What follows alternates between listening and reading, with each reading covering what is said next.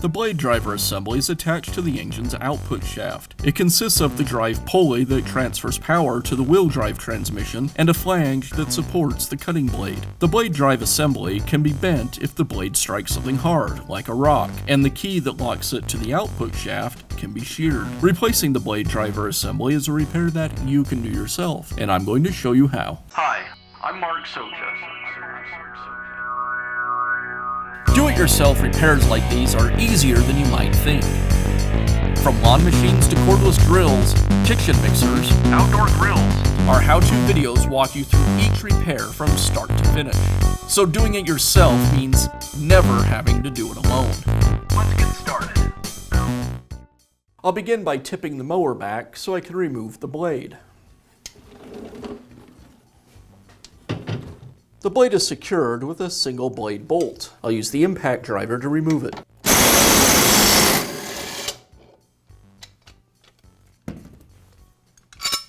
Next, I'll remove the lower belt guard.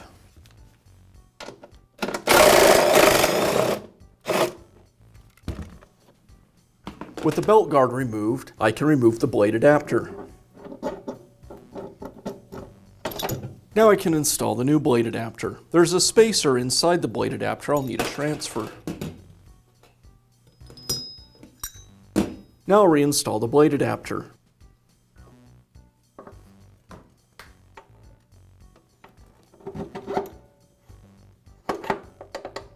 And I'll reinstall the lower belt cover.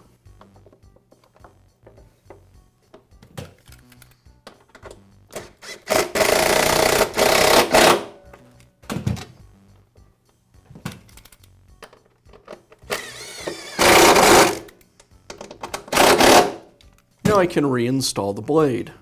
I'll align the blade with the blade adapter and thread the bolt into place. And I'll tighten the bolt with my impact wrench.